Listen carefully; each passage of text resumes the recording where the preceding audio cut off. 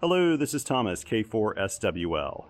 Typically, I do real-time, real-life amateur radio field activation videos, but not today. I'm doing something a little different. I'd like to take a close look at one of my packs. Actually, I've gotten a lot of questions about this lately, and I keep forgetting to do a video. But basically, I want to talk about my main sort of SOTA pack that I use, and the components that are in it. Less about the radio stuff, actually, and more about all the extra things I take that I think you should take too if you're going on a SOTA hike or any kind of hike where you're taking your radios in for any length of time. And so I thought what I'd do is talk about this pack, go through the components, and you'll have a better idea of how at least I do this, and you can adapt it to where you live and how you operate, and we'll go from there. So first of all, I should say that this pack right now is configured how I configure it if I'm going on a very short hike somewhere. In fact, I'm doing that today. After I do this video, I'm going on an activation here with my KX1. So this pack's really overkill for the KX1. It just needs so little in terms of support, but I brought it out anyway so I can kind of show you guys how this works. So anyway, I should warn you, I am a certified pack geek. I absolutely love packs. And for that reason, it's kind of surprising that I haven't yet done a video about this particular pack. I have, if you look in my history, I have done other pack videos, not very many, and I need to do more of these because frankly, when I go online, this is the stuff I tend to look for, you know, on other YouTube channels, because I like to know how people pack things out, and so it's kind of important to me. So anyway, let's get started here and talk about what's in this bag. First of all, I should say this is a Spec-Ops brand THE pack EDC is what it's called. It's an EDC version of their THE pack, which is a much bigger pack I also have. Literally the same form factor, the same everything, but the EDC pack is just a little smaller. And I find this is the perfect size for SOTA and for Parks on the Air as well. It holds all the radios I ever want to take to the field. It's super comfortable for a tactical pack.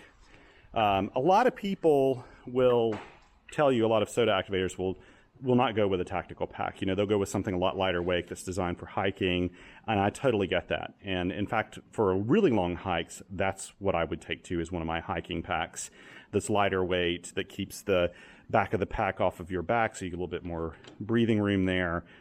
But this thing's so darn indestructible, I love taking it to the field, and it's just almost just ideally designed for a radio operator, in my opinion, and I'll show you exactly why. Spec-Ops makes these in Texas, and they're a Texas-based company. Everything's made in the United States, guaranteed for life. This particular pack, I believe, cost around $180, but you'd need to check their site. Of course, look in the description below. I'll have an article on qrpeer.com to accompany this video, and you'll get links to all of these things, all the packs, all the gear I have in here.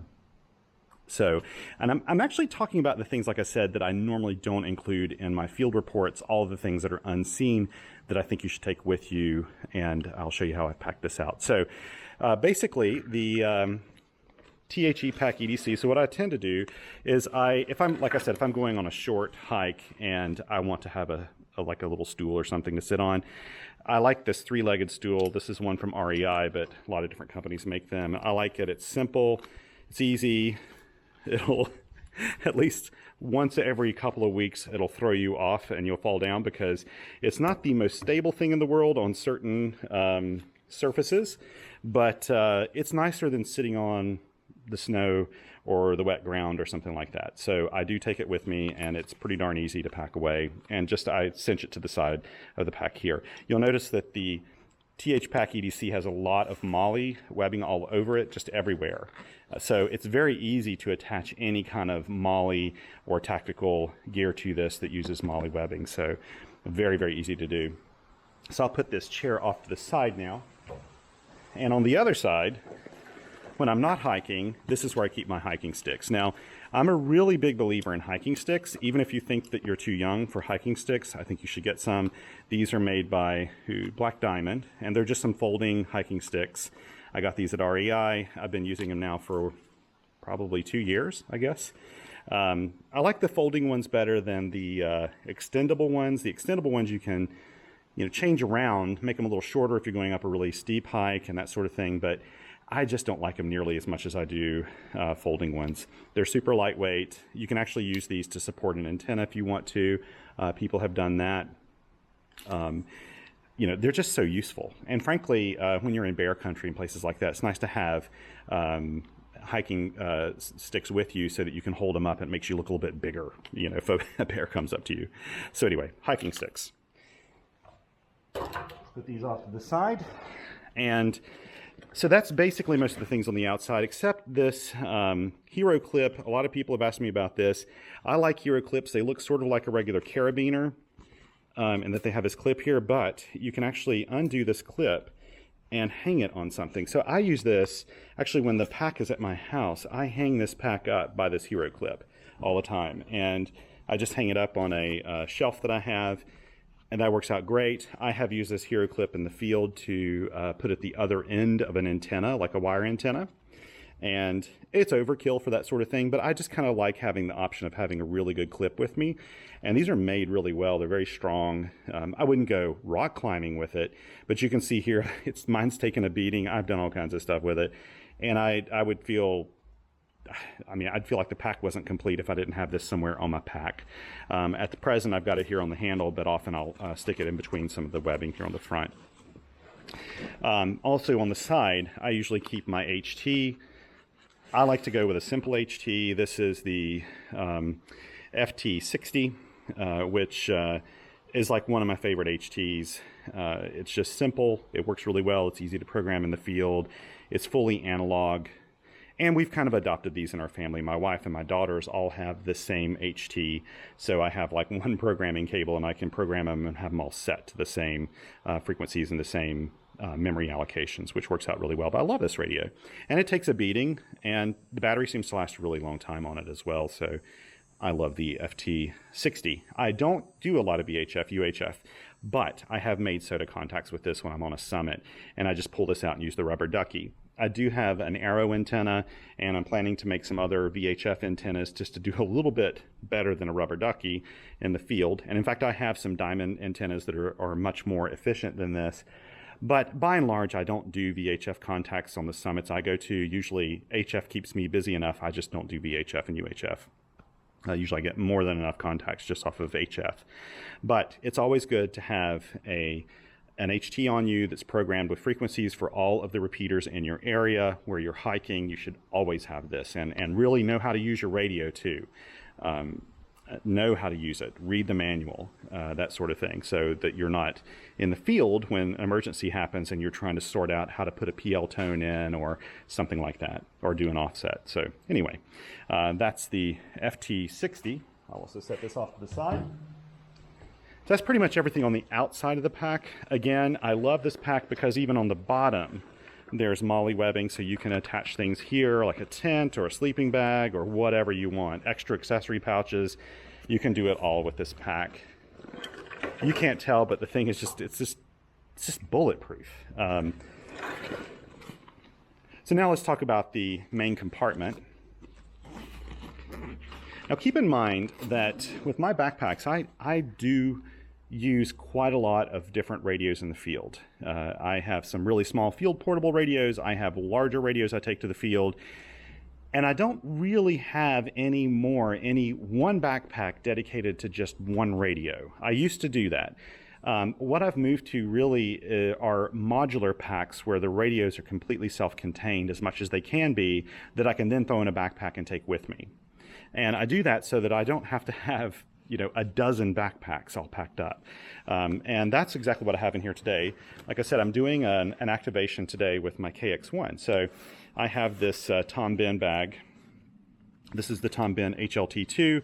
Now I've got to admit, I'm not 100% sure that I'm going to keep using this for the KX1, but it's a completely self-contained kit. It has everything in it that I would need to do an activation. The battery, the radio are in here. You can see, I don't know if you can see that or not, but I keep the radio in here. The only reason I don't know that I'm going to keep using this particular pack for this particular radio is it is kind of tight for the radio. I think I'd like to have it have a little more breathing room in here. But everything's in here that I need, including the power source, antenna. Also, I even have a full throw line kit. So this is 25 meters of throw line, works perfectly for any sort of SOTA activation or POTA activation, no problem. So it is a fully self-contained kit. I even have my logging paper in here, a pen, a pad, earphones, everything I need, a key, everything's in here. So I don't even really need to take a backpack with me. But if I'm hiking, and this is what I'll explain, I think it's important to have a backpack and take extra accessories with you that you may not think you need. Inside this pack, I always keep, this is an extra logging notebook. This is made by Right in the Rain, and it's a waterproof sort of Curadura based material, and you've probably seen this a lot in my videos. I mainly take this not just to hold my logs, but I also keep extra supplies in here, like my Sony recorder. This is a little recorder I picked up for $20 last year at a thrift store.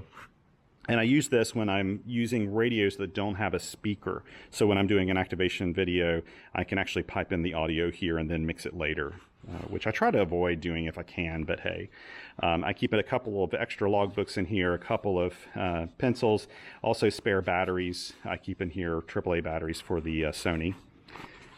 But this pretty much lives in the pack at all times. Also, this is my knee board by Carol Ann, N0RNM, and this is a homemade, homebrew sort of 3D printed knee board. And in the field, this opens up. I put the pad in here. I need to wash this pad every so often, and it keeps it really super sticky to put a radio on here. So the radio sits here, then my logging pad goes here, and with this strap, it straps to my knee. And if you've watched any of my activation videos with the KX2, you'll see me using this a lot. Also the KX1, which I'm going to use today, and other small form factor radios. I get asked about this a whole lot. It is not for sale yet at time of posting this video, but stay tuned, because I think Carol Ann may find a way to make these available. So anyway, I love this, and I don't leave home without it. It's become just an invaluable part of my field kit, actually. So I will strap this back up with one hand. There we go. And stick this back over here. I'll put this off to the side as well. And this is a throw line kit.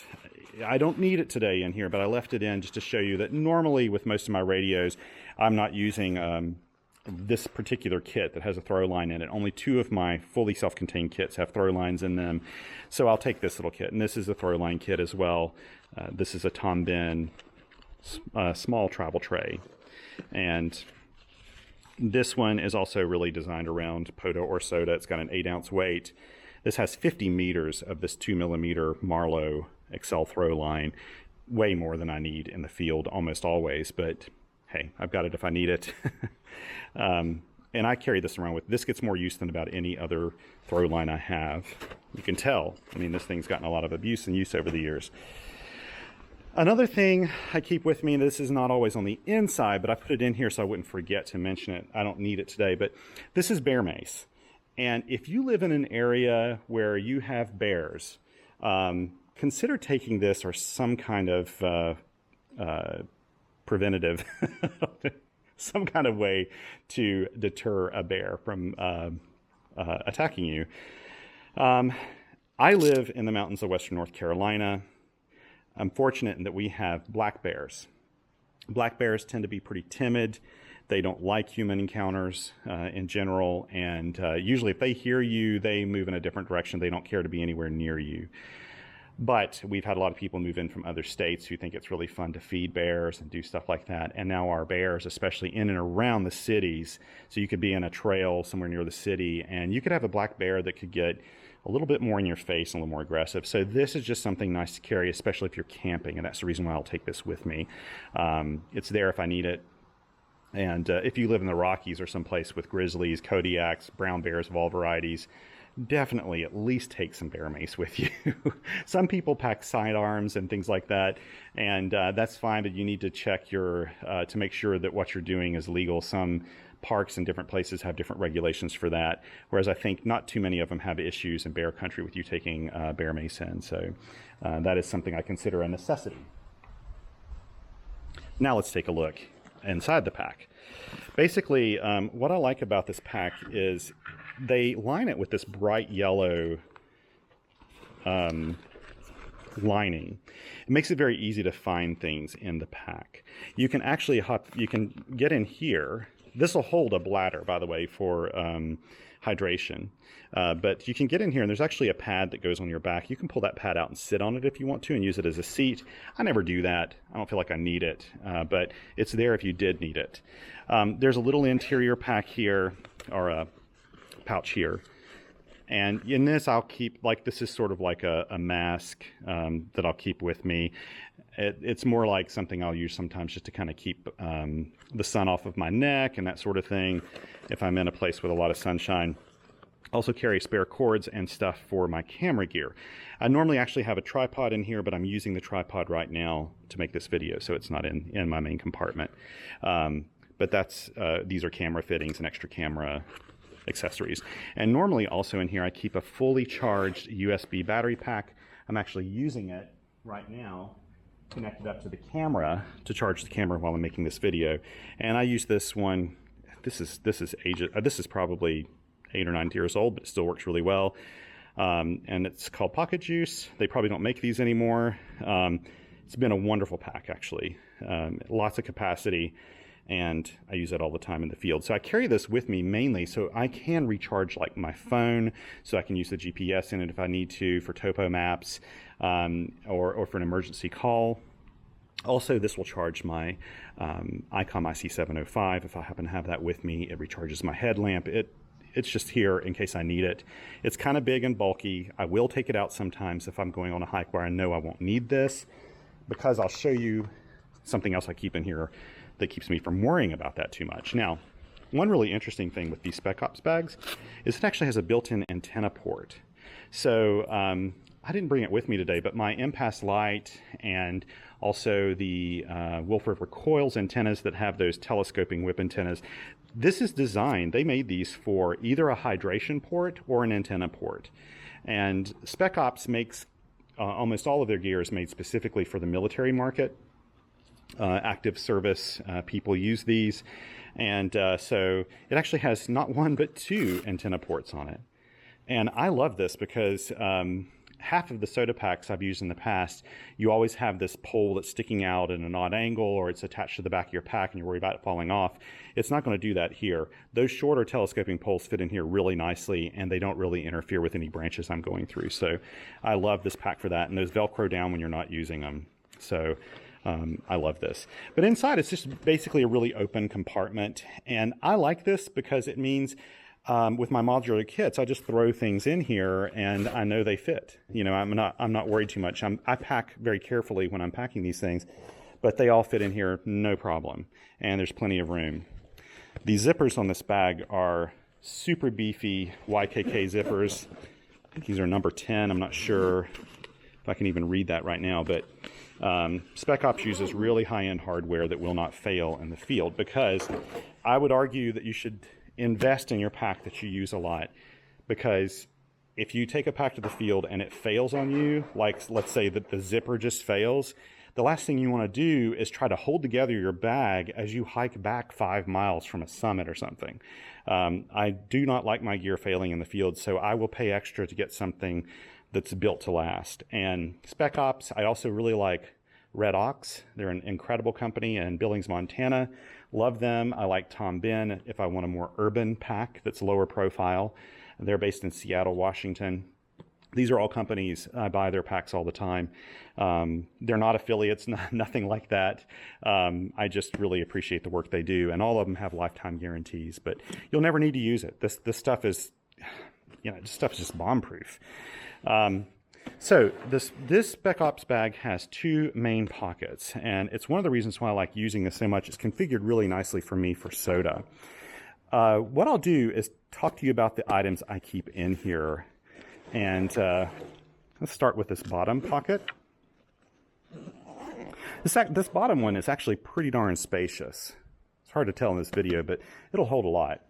One thing I keep, if you're a park activator who goes to game lands or goes near game lands, you should always keep a high visibility vest with you. I would argue that this is a good thing to have even if you don't, because if you go hiking somewhere and you get into trouble, this makes it a lot easier for people to spot you in the woods. From a helicopter, search and rescue, whatever, this is just a lot more visible than like your regular clothing is probably, or this pack, for example, which blends in really nicely to the woods. And this is actually a really good point. What I'm going to show you in this pack, a lot of you may say, gosh, you don't need all that stuff, but I would argue that you do. I've read reports. There was one in either Outside Magazine or National Geographic that said that some of the most vulnerable people that search and rescue teams go after are day hikers, because they go out thinking that they're just taking like an hour or two hike, but maybe something happens, like they get in a storm, it snows, leaves fall down on the path, or they just misjudge the time and they're out later than they thought they would be, and it gets dark on them and they get lost. And if you don't have any provisions with you at all, then you're just kind of stuck. But I think you should take enough with you that you could make it through the night if you need to. So, and I also go through my pack. In fact, I just did this recently, which is what gave me the idea to do this video too. I go through my pack and make sure everything's in here, everything's up to date, and nothing's missing. I do that very routinely, actually. So let's talk about one of the, I also like doing things in a modular way. So instead of having one pocket just full of a bunch of loose items, especially one this size with this many items in it, I like to pack down everything into kits. So they're like little self-contained kits for things. This is basically my emergency supplies kit that contains a lot of the things I would need in case of an emergency. This bag is made of, I think it's called Dyneema or Cuban fiber. It's super durable. Sailors, I think, have used these a long time for possibly even for sales and things. You can make your own if you want to, but I bought these off of Etsy. There are several different Etsy sellers that have these. And let's take a look at what's inside this emergency supply pack. Okay, the emergency supply pack. Here are all the things I keep in here. First and foremost is a spare headlamp. Now, when I just went through my pack and took inventory and checked it out again, the first thing I did was recharge this headlamp. And I believe that you should never, ever, ever hike without a headlamp somewhere. And this is my spare one. I always keep an extra full-on, fully charged headlamp with me. But you may be hiking with a partner that doesn't have one, or what if something happens to the one that you have?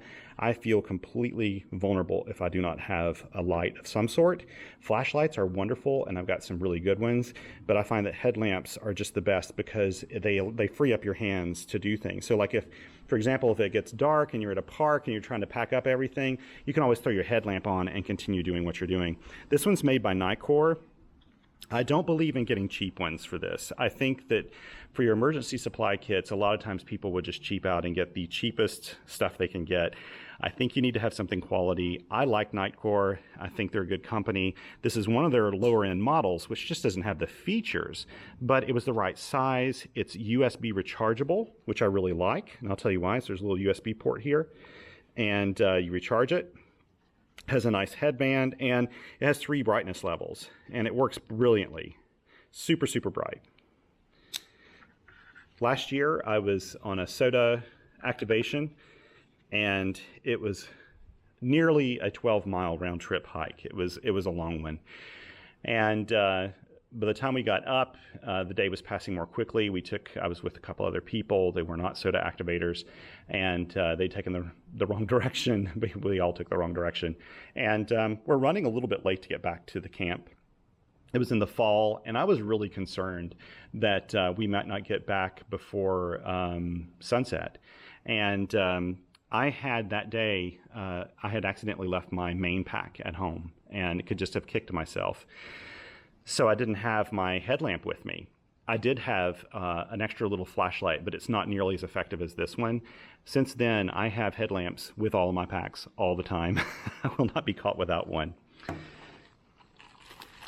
This is the SOL little survival pack that I bought.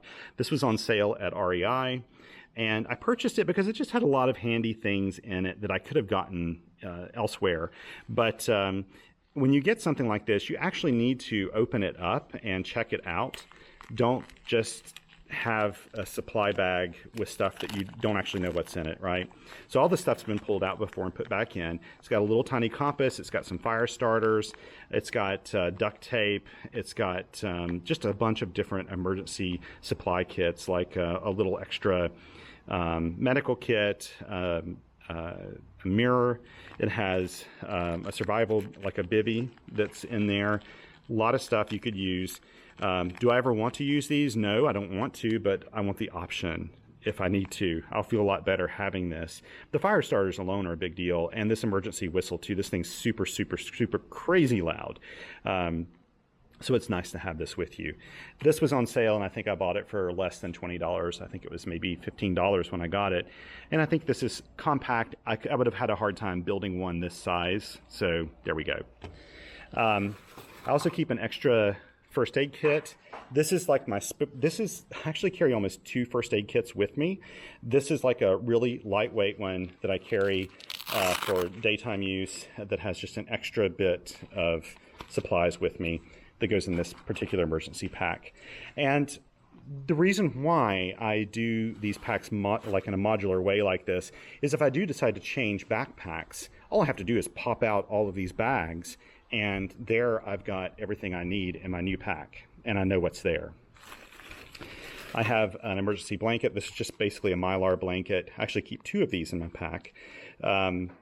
So carry one and carry a spare, especially if you're going to hike with someone. You don't ever want to have to use these. These are not crazy high quality, but they can also come in handy. For example, if you get caught in the rain and you want to cover your radio gear, you can open this up and it's waterproof, so it'll protect your gear. This is an older, I think this is made by Leatherman. Oh, it's made by Gerber. It's basically like a pair of scissors along with a knife. You're hearing walnuts fall on the roof of this shelter here. It's kind of funny. It's got a knife, it's got a file, it's got a bunch of extra little things in here if you need it. I do not personally use it a lot anymore these days because it stays packed away in here, but I know it's here if I need it, mainly for cutting open bandages, even though I've got an extra dedicated scissors there and everything. I just like having an extra multi-tool with me.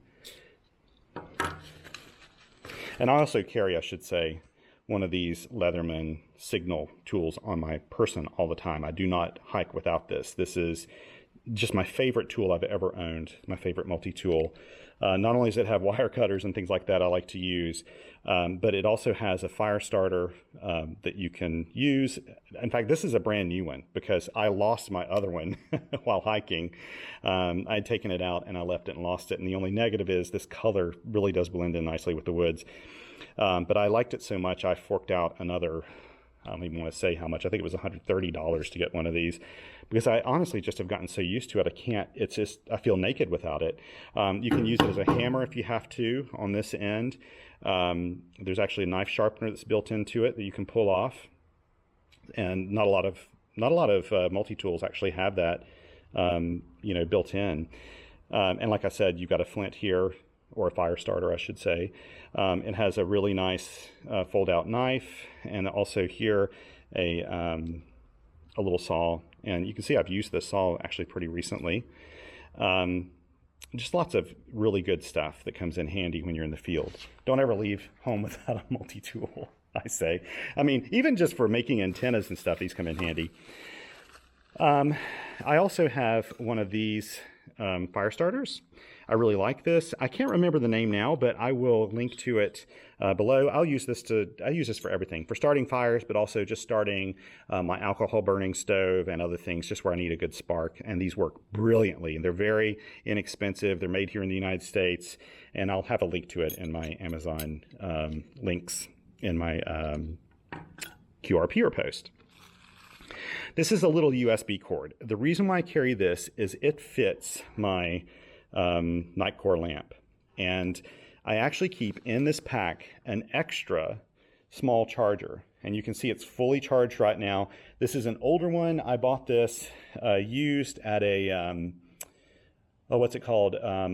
It's the Lost Baggage store in, I can't think of what it's called now, in Alabama. I bought it on the way back from the Huntsville Ham Fest for like $2. It will give my phone like a good half charge, maybe. But for little small items like this, it works great. And it's small and it fits in here, and there you go. And so that's what fits in this bag. And this is the Dyneema bag. They're really super strong, actually. People will tell you that you can't puncture them or rip them, but that's not exactly true. You'll see I've got little holes in some of mine here. When they get beaten up a lot, they will sometimes develop holes in them. But by and large, they're super lightweight, super strong. And I like them because I don't really want to have a bunch of Cordura bags inside my pack because it just adds to the weight and the bulk of the pack. This doesn't do it. It just holds all of my items together. So that's my emergency kit.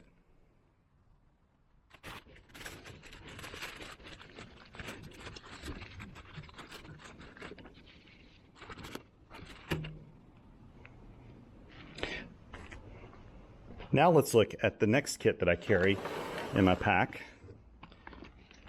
This is actually like the SOL kit. This is actually a hiker's medical kit, and it's in a watertight pouch. You can see I just checked it recently. I actually do use the stuff in here. I've had to use this one, and I replenish it after I do use it. This is made by Adventure Medical Kits. I really like this company, and that's because the stuff that's inside of it's good quality. When you buy these, shy away from buying the cheapest thing, and the reason why is because you'll find that the medicines in there, maybe they'll go out of date within a year or less. I've seen some where people have bought them, and you'll read reviews on Amazon, some like just third-party thrown together things, not third-party, but just like no-name brands. They're very appealing. They look almost the same, but like the stuff inside's just not the same quality, and are really close to their expiration date. Adventure Medical Kits, if you buy a really current model, buy a new one, then you know everything that's in here.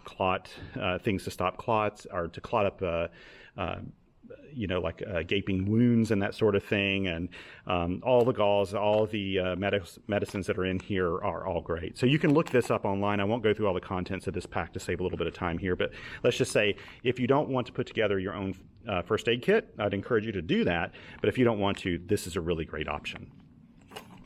Next, this is a really easy one. This is travel toilet tissue. We don't like to think about these things, but if you're off in the woods and nature calls, this is great stuff. If you use toilet tissue in the woods, of course, you need to know how to dispose of everything properly, and this means that you dig a hole and you cover up that hole. Don't ever put it under a rock or do something like that. Be kind to our environment. I'm a really big believer in leave no trace, and you need to look up the principles of leave no trace. It'll help you out in situations like this. Now, this is a huge bottle. I normally don't keep a bottle this big, but I do have, I always keep a little bit. Usually I've got a smaller bottle, but I ran out of that, and so I threw this in my bag about a month ago, and I've been using it. But this is just some sunscreen, and you should take this with you anytime that you think you're going to get sun exposure, prolonged sun exposure. I have very fair skin, so I burn very easily, so I wear this stuff all the time. Even if you don't have fair skin, wear sunscreen. You don't want to develop skin cancer from going out and doing something as fun as summits on the air or parks on the air. Another thing to consider that I consider is insect repellent. When I was doing park activations in Canada, I almost used up this bottle. In fact, this bottle's got just maybe one more use in it, and then I'll have to replace it out. But I do carry this with me. I think it's an important part of my field kit. Another thing I actually do is treat my clothing with permethrin. And that's something you treat your clothing with. You don't put it on your skin. You let it dry overnight. And then it's good for like, I think, 5 or 6 washes. So if you have hiking trousers that you take out, or hiking shirt or hat, you can put that on there. And I can tell you from experience, I can remember once in Belize, I had some on my clothing, and I was the only person in my party. We were out in the middle of, a very remote area. And I was the only person the mosquitoes didn't follow around, and it's because I had permethrin on my clothing. I didn't put anything else on that day, and it didn't bother me. But all the Belizeans I was with, it did bother them. They thought, why in the world is Thomas not getting bitten? Well, that's why. I have extra stuff in here right now. This is an extra multi-tool. This actually is just something I keep with my radios primarily. This is a Gerber multi-tool I've had for probably 20 or more years, and it serves me well. This is really just one I keep for antenna work. It'll do everything I need to do with an antenna, pretty much. It's got everything I need in it. Yes, it doesn't really need to live in my pack all the time, but I stuck it in here about a month ago for some stuff I was doing. The next kit I have is my coffee kit, and let's talk about that just a second. I'm going to move everything else off to the side here.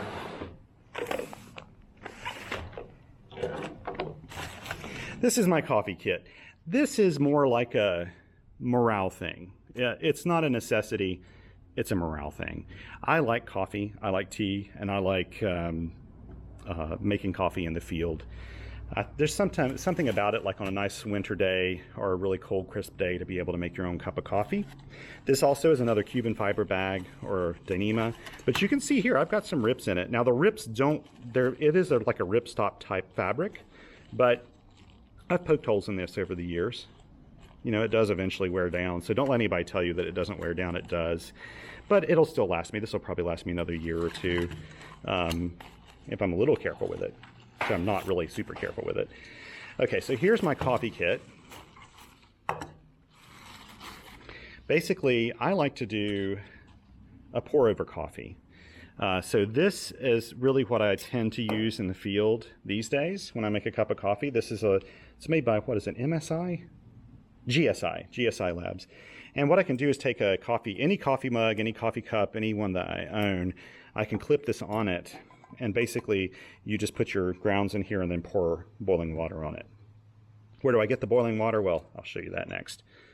I always carry with me, you always have water with you, of course, and in your pack anyway. I use this primarily for, as you can see, this is for boiling water. And I've used it on wood, I've used it on my alcohol burning stove, everywhere, and it takes a beating. It's just a nice stainless steel cup. I also drink out of this sometimes too.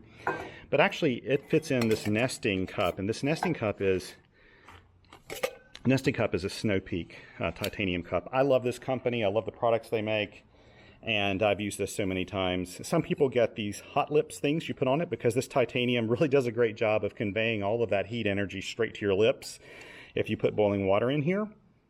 So you may want to consider an addition of something like that. But I love this cup, and it takes a beating. It is super lightweight, super durable. They're made in Japan. I love them. I would buy everything from Snow Peak if I could just use their products. I think they're genius. But the best part is it nests inside this other mug. I think it's important to have two mugs because one of them you can boil water in, one of them you can pour over to do your coffee. This is making me think maybe I'll make coffee after this video. Also, inside that, I have a solo stove.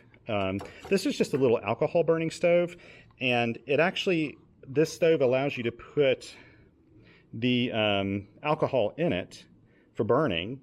So it stays in here, it's sealed up, it doesn't leak out. And it's leaking out now because of the way I did that, and it's kind of full, but it will not leak out inside your bag. And this is what I set up to make coffee. And if you need to see a video of me doing that, I'll try to remember to link to one up here. But I use this in the field quite a bit and love it. Alcohol burning stoves are pretty susceptible to any kind of breeze. So to keep all your heat energy, this is a little sheet, a titanium sheet that helps you just kind of have a windbreak around your stove. With this, you'll be able to make coffee much, much faster. I can't even remember where I got this, but again, I'll link to it below. I'll have to probably look in my Amazon order history to find it. But I really like it, and it is really, on any kind of day with if it's gusty or breezy, I mean even slightly breezy, you almost need to use this with an alcohol stove. Okay, and so this is a little Tom Ben, I think they call them Q kits. I really like these, really small little kits, and our little packs. And they zip open, and in here I keep all of my supplies for my coffee. So I always have, I will not leave home without a cigarette lighter, so that if you had to start a fire or something, it makes it easy, but also it starts up the stove. These are the standoffs and the stand. These are also made of titanium that fit on top of my alcohol burning stove. So I open this up, it fits on top of it, so it holds my cup really nice, just the right amount off the top of the stove, and gives me a little bit better surface to stick the cup on. I keep this, you can see I haven't used these a whole lot, but these are instant coffees. I don't like using these, but in a pinch, if I'm not in a hurry and I don't have ground coffee with me, I'll use these. A ground coffee is something that I have to premeditate, because I'll just ground it, I'll grind it that morning and take it with me. If I don't do that, then I'll just use one of these, or I'll just get a nice tea of some sort and make that in the field. Actually, I'm not a very big fan of instant coffee. This is one of the better ones from Starbucks, but you can see by how many I have left that I have not been using it very much, actually. I'm a little bit of a coffee snob, if I'm being honest, but the great thing about this is the whole kit just all fits in itself here. I put this on the bottom, I stick this in the bag.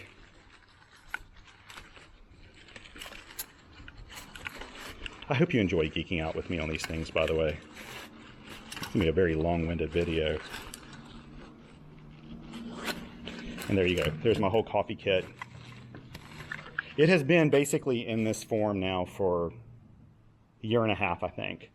I'm thinking through a new design for one of these, actually, right now. And so I may redo some of this. I don't know. But I like things to nest. They take up less space. And I like this. It's worth the extra mass and weight, in my opinion. However, if I'm going on a long SOTA hike, in fact, if I go on like I say, a 10-mile round trip SOTA hike or something, I won't take this with me, because I know good and well by the time I reach the mountaintop, I'm not going to make a cup of coffee. So I'll pull this out. I don't have to have this with me, because I have everything I need in my kit otherwise. Something I didn't include in this video on this one is I always keep some kind of like a protein bar with me, or a Lara bar, RX bar, something like that that packs in really well. I'll usually take that stuff with me, but it goes in a separate pack that is not in my pack right now, because if I know that I'm not going on a hike where I could potentially get lost or whatever, I don't carry it on me, because I don't like carrying food on me when I'm around bears if I don't need it. But you know, just keep that in mind. You should always carry a little bit extra food with you if you're going on a hike, especially you don't know very well, where there's a possibility where things could go south on you. And always carry water with you. Speaking of which, another thing I keep in my bag is a life straw. This one's never been opened. I got this on sale at REI. I've used life straws in the past. You should actually, if you get a chance, actually use one. See what it's like. It's kind of weird getting down into a pond or a creek or something and drinking straight out of this. Never assume water is okay when you see it. It may look like a really pretty mountain stream or a river, but animals, you know, use that river too, and you could get all kinds of nasty parasites, and that'll ruin you if you're, especially in a survival situation. This is great. It sits in the bottom of the pouch, of the main pouch here on my pack, so it sits under here inside, and you'd never know it's there. It's just there if I need it. This is the other thing I'll keep with me. This is made by Snow Peak, and it's just basically a little plate. Sounds crazy, but like, having a plate's awfully nice. If you're eating something, if you've packed in something with you, even if you just need a small surface of some sort, having a plate's nice. And this weighs almost nothing. It's made of titanium, super durable, and it just fits at the back of my pack. I would never know it's there. It can't weigh but like an ounce or something. It's just so incredibly lightweight and durable. So I keep this in here as well. That's pretty much everything in my main pack, bottom pouch on here. Now let's talk a little bit about the upper pouch, and what I'm going to do is repack everything in here to move up to the upper pouch.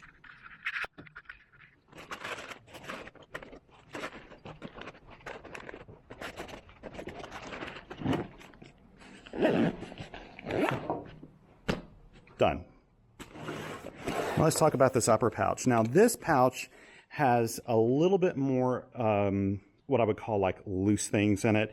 And a lot of that's because these are all separate items primarily used for radio stuff. So these are kind of like this is less about the survival thing. So I do have a couple of emergency supplies in here, more about the radio side of things. So this is one of the survival things. This is an extra bivy. It's used outdoors. This is a higher quality one, probably along the same lines, a little bit bigger than the one that's inside my survival kit here. So this is like an emergency sleeping bag if you're in a cold situation. You can only get maybe 1 or 2 uses out of this, but it'll be nice if you do need it for some reason, or you're with someone, they get injured and you're worried about them going into shock. This can keep them warm for a while. This is my Garmin InReach Mini. They've actually come out with another model of this, the InReach Mini 2. I really consternated over buying this. These devices are not very inexpensive. They require a subscription. However, they do have 2 really good benefits for radio operators. I'd say especially single sideband radio operators. First and foremost, this is a satellite messaging device, so you need a subscription. I think I pay around $14 or $15 a month for mine, for the basic one. This will allow you to send out 3 pre-made messages anytime and as many as you want during the month. Or you can send text messages, and I think you're allowed up to, I can't remember now because I've changed my plans around so much, at least like 10 or more, I think, messages that you can send out without it charging you 50 cents a message each month. It is a full-fledged GPS device. It also has an SOS function on here that if you press that, they will send out a crew to find you. And so this would be used only in extreme emergencies. But I think this is kind of an insurance thing. I agree with my wife. If I go out on long hikes by myself, which I do a lot, I take this with me as insurance. Now, the second thing is for a radio operator, especially if you're into single sideband, this could really, really save your butt sometimes. If you're in an area without cell phone reception and you need to spot yourself, you can use this device to send a text message to a friend and ask them to spot you. And I've done this before using one of these devices when the reverse beacon network was down or that functionality was down. I used this text message to a friend and they spotted me when I went to the field. So that is a really nice side benefit for this. I think if you're doing SOTA alone, especially, you need to carry this with you. And don't just do it for you, do it for who may be with you at the same time. That's the reason I carry, even though these take up a little extra space in my pack, I'll carry an extra bag, I'll carry extra supplies in case someone else needs it besides me. Practically speaking, I also carry my camera gear with me when I go. I'm using my Osmo Action camera right here, right now, so it's not in this. This is another little Cuban fiber or Dyneema bag. It carries a spare battery, a cloth, and this is my Joby tripod that I use a lot in the field. It's my small tripod. I'll stick on a table. I like it. It works really well. It lives in here. These are my fingerless gloves. These are gloves that I use in the winter, and you can take I think they're made for fishermen, I'm not sure, but you can take off the tips of the fingers on a couple of these, which I find making operate CW in the field a little easier. There's really no way around your fingers getting cold when you're doing CW in the winter. For most people, unless you're adept at using really thick gloves and playing CW, I just can't do it. I find these a really good compromise. They keep my hand just warm enough and my fingers unexposed so that I can actually send reasonably accurately. Here's just an extra one of these space blankets. I also carry an extra key in here. Not always, but most of the time I keep an extra key in here because usually this is kitted out so that all I have to do is throw my radio and my all I really need, to be honest, is a radio and a battery source in here. And then this pocket has enough stuff that it'll get me on the air if need be, as long as I have also my throw line, which lives in here. So I keep an extra key in here because I like to use these. This is the one by C.W. Morse. This is a fairly recent one they've introduced that's aluminum, and that's the reason it's in this top pocket right now. Super, super durable. And I think that's the reason I like keeping it in here, is I know that it'll survive. It's not going to break in this bag. Also, I keep an extra antenna. This is one made by Tuflin, and it's this is a random wire antenna. with a 9-to-1 on it, 31-foot counterpoise, 31-foot radiator, 19-foot counterpoise. This requires an antenna tuner, but a lot of my radios I'll carry my T1 antenna tuner with me usually, but it's just a spare antenna in case I need it. I'll also sometimes swap this out for an in-fed half wave and keep it in here. This is just a really short extension cord if I need it. And this is an RF choke, just basically a common mode choke, made also by Tuflin. And I like this because it's just so small and compact. And this will help you out in the field, keep RF off of your radio, but also just help that antenna shield become a counterpoise. So I think that's really it right now that's in here in the top. So again, this is sort of just how I pack out my bag. Now, again, 2 reasons why I believe in doing keeping a modular sort of approach to packing is because if you decide to change packs, it's easy to take out your med kit, your emergency kit, or whatever, your coffee kit, or any other kind of provisions like that, some of your radio gear, and you know what's in there. You know when you can just grab it and move it to another bag, no problem. You don't have to worry about something being left out. And I know my stuff well enough that, and you may be able to see it even in this video, I know where things go. Even inside those Dyneema bags, I know how everything fits in there just right. So if something's missing, it's conspicuous to me. And so I like that. This bag, this pack right here, the lower pouch kind of stays this way all the time. But again, sometimes I'll take out the coffee kit. If I'm going on a long hike and I know I won't use it, I'll take it out just to save the weight.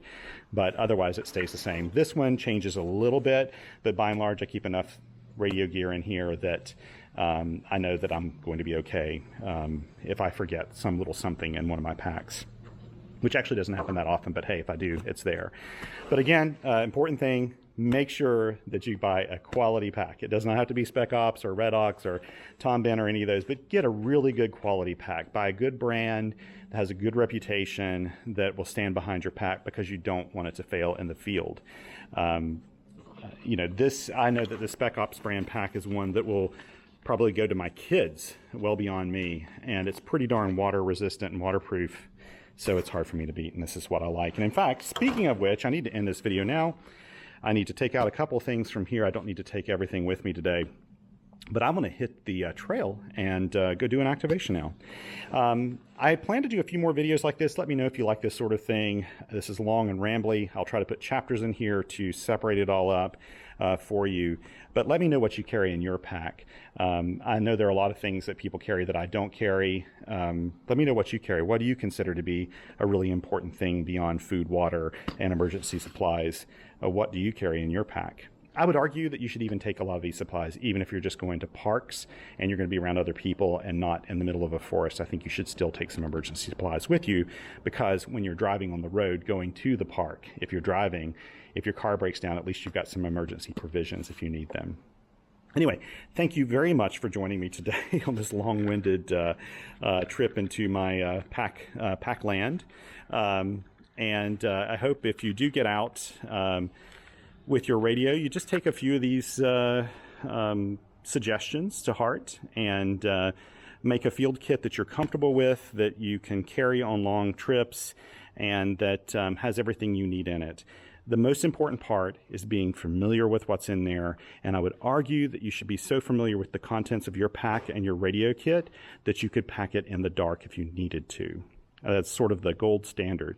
So go sometime to, your in your house, in your living room or something, turn out the lights and take everything out of your pack and try to repack it in the dark and see if you can do it. If you can do that, then you know that you're probably not going to leave something behind when you most need it. Anyway, thank you so much for joining me today and letting me geek out a bit here about packs. I'll promise you that I'll do some of my other field kits. I have multiple other field kits that go inside this pack, go in other packs. I've got other backpacks that I use, and I'll try to do some more kit out videos showing you how I do this. And I'd love to hear your input, because I love to hear how other people do things where they live in the world. This is not a one for all, because you may, or all for one, because you may live in a place where you don't need half this stuff. Maybe you live in a colder environment, so you need more cold weather things. or maybe you live in a really tropical environment and you have other concerns that you need, like mosquito netting or who knows. Let me know what that is. And in the comment section, also always check out my link in the description below. If you like this sort of video, feel free to subscribe. I rarely ask people to do that, but if you feel like it, subscribe. If there's even anybody still watching at this point. The other thing I would say is people ask how they can support me. I do have a Patreon page and coffee fund that you can get to, also in the link below. To do that, you can support me if you're able to do so. If you are saving up for your first radio or something like that, don't worry, I'll be fine, I'll survive. But if you feel like supporting me, that is one way you can do that, and I appreciate all the support I get and all of your amazing comments. Anyway, until next time, I better stop now before I geek out even more about packs. Until next time, take care and 7 threes.